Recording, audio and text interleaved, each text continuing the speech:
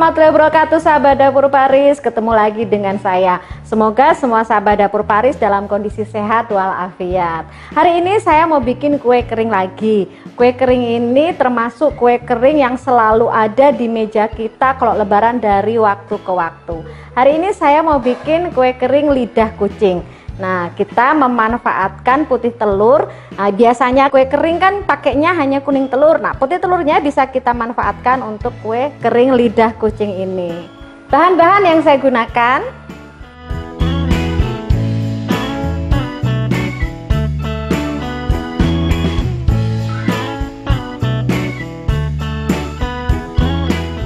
...175 gram mentega, 100 gram margarin, 200 gram tepung terigu protein rendah, 40 gram maizena, 150 gram gula halus, 1 sendok makan susu bubuk, dan 1/4 sendok teh vanila bubuk. Bahan utamanya 120 gram putih telur. Untuk perbandingan antara mentega dan margarin yang kita gunakan bisa dilihat di vlog saya sebelumnya ya. Sekarang kita mulai membuat adonan lidah kucingnya. Sekarang kita masukkan mentega dan margarinnya ya. Resep lidah kucing ada beberapa ya. Untuk putih telurnya ada yang dikocok sendiri sampai berbusa. Tapi kalau saya ini pakai yang tidak dikocok sampai berbusa. Pertimbangan saya memang kalau pesanan lidah kucing banyak, sedangkan kita harus ngocok dulu sampai putih telurnya berbusa kan agak sedikit repot ya. Jadi saya selalu pakai resep ini. Gula halusnya kita masukkan. Untuk ngocok mentega di lidah kucing ini agak sedikit enak ya. Kita nggak harus main feeling seberapa lembutnya mentega, karena untuk lidah kucing ini memang menteganya dikocok sampai lembut. Memang tujuannya supaya nanti dia bisa melebar. Kita kocok sampai menteganya lembut.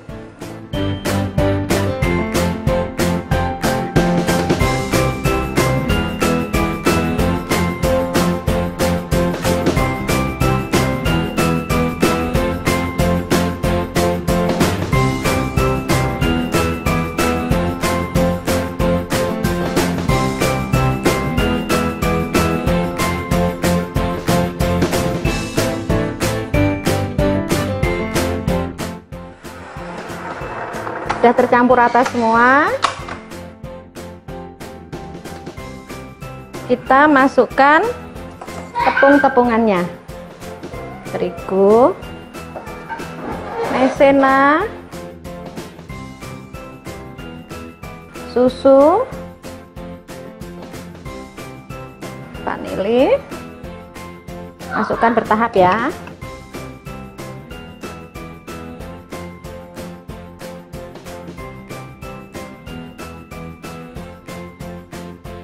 Cara ngaduk terigu di kue kering jangan lupa ya, bukan diaduk balik tapi kayak diiris-iris kayak gini.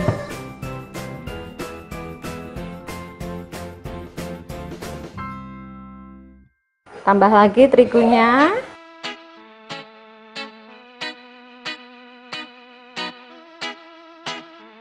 Diayak supaya betul-betul halus, jadi nyampurnya gampang ya. Ya, udah selesai. Kita sisihkan dulu. Nah, sekarang untuk cetakannya saya pakai cetakan lidah kucing. Tetapi kalau sahabat Dapur Paris mau pakai loyang kotak biasa, terus kemudian pakai baking paper juga bisa. Cuma memang nanti ada perbedaannya. Kalau yang di baking paper nanti dia bener-bener rata ya. Kalau yang pakai cetakan gini nanti tuh dia yang bagian tengah kayak agak lebih tebal sedikit gitu loh sahabat Dapur Paris.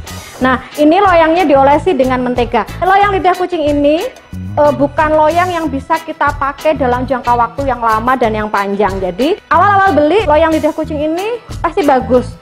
Adonannya begitu matang, mudah dilepas dari cetakan lidah kucing. Tapi semakin sering digunakan lama-lama, walaupun kita oles dengan mentega, dia akan lengket di loyangnya. Jadi kalau kita beli cetakan lidah kucing secukupnya aja, jangan terlalu banyak karena nanti begitu tidak bisa dipakai kita harus ganti dengan yang baru. Jadi ini bukan termasuk loyang yang bisa diturunkan ya. Ini loyangnya kita oles sampai rata ya. Nah, kemudian kita pakai spuit ya. Nah, dan ini spuit yang saya pakai. Kalau mau pakai piping bag terus dipotong gitu juga boleh, cuma kalau pakai ini nanti hasilnya jadi lebih rapi. Kalau sahabat dapur Paris mau bikin varian coklat, pandan, red velvet, ini bisa dikasih sama pasta pandan, pasta red velvet, atau pasta coklat juga bisa. Nah, ini kita bikin yang original aja ya.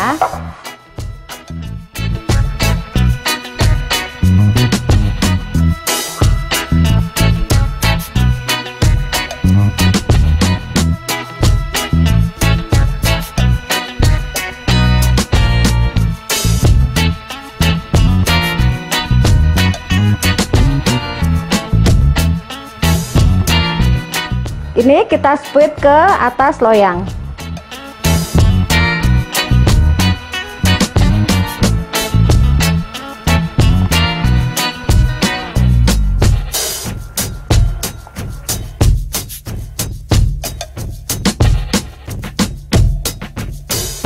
Ini atasnya bisa kita kasih topping ya. Nanti kita kasih topping almond, keju, sama meses ya.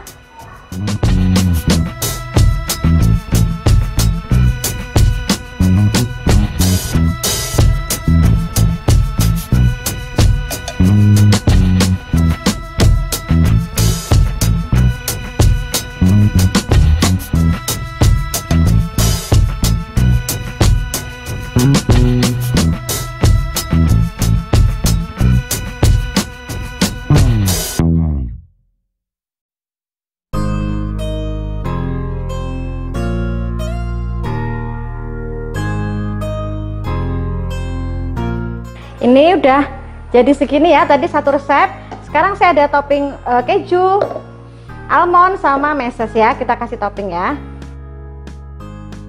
Jadi satunya nanti kita original, satunya keju, satunya kita kasih almond sama meses ya.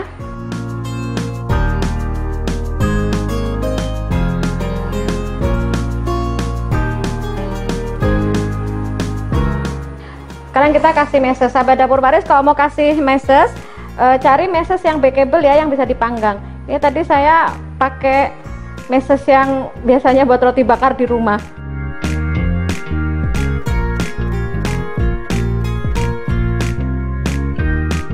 Sudah selesai kita spuit dan siap kita panggang. Kita panggang dengan api sedang, saya pakai api 160 derajat Celcius. Kita panggang ya. A few moments later.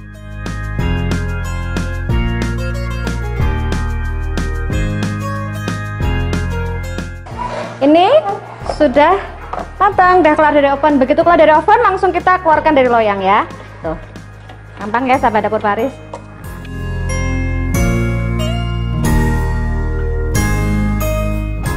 Kita ginikan dulu, nanti baru kita tata ya. Penting dia keluar dari loyang dulu. Cantik ya warnanya ya. Baru keluar dari oven dia memang agak sedikit lembek ya sahabat dapur Paris. Nanti kalau sudah semakin dingin dia akan semakin crunchy, semakin keras ya. Kita angin-angin dulu sampai dingin. Begitu dingin langsung kita masukkan ke dalam toples supaya dia nggak melempem nantinya. Kita biarkan dulu sebentar ya. Ini yang sudah dingin ya, kita lihat renyahnya. Ini kalau pakai cetakan dia bentuknya agak sedikit menggelembung di sebelah sini. Sedangkan kalau kita pakai baking paper langsung di atas loyang kotak, dia biasanya hanya sekedar rata, sama seperti ini, rata seperti ini, nggak ada efek sedikit berisi di bagian belakang. Sekarang kita ini ya, ini kalau kita makan dia crunchy, tapi begitu masuk mulut dia langsung melted, langsung lumer di dalam mulut.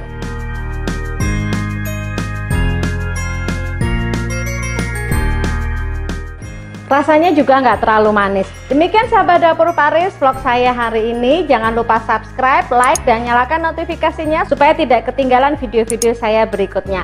Tetap di rumah saja dan tetap sehat. Wassalamualaikum warahmatullahi wabarakatuh.